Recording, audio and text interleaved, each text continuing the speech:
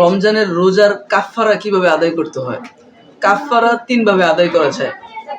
১ number হচ্ছে গোলাম আজাদ করে দেওয়া, অর্থাৎ একজন গোলামকে কিনে তাকে মুক্ত করে দেওয়া, স্বাধীন করে দেওয়া। ২ নাম্বার হচ্ছে পবিত্র কোরআনে এসেছে ফামান লাম ইয়াজিদ ফাসিয়ামু শাহরাইনি মুতাতাবিআইনি মিন ক্বাবল, যে যদি কেউ গোলাম আজাদ করতে সক্ষম না হয় তাহলে সে লাগাতার ৬০ দিন রোজা রাখবে। এই ৬০ দিনের মধ্যে একদিনও গ্যাপ যেতে পারবে না, একদিনও মিস যেতে পারবে না, লাগাতার ৬০ দিন রোজা রাখতে হবে। এমনকি এই ৬০ দিনের মধ্যে ২ ঈদের কোনো দিনও থাকতে পারবে না।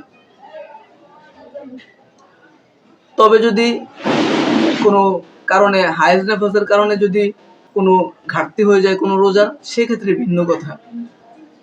আর ৩ নাম্বার হচ্ছে ৬০ জন মিসকিনকে খাবার খাওয়ানো।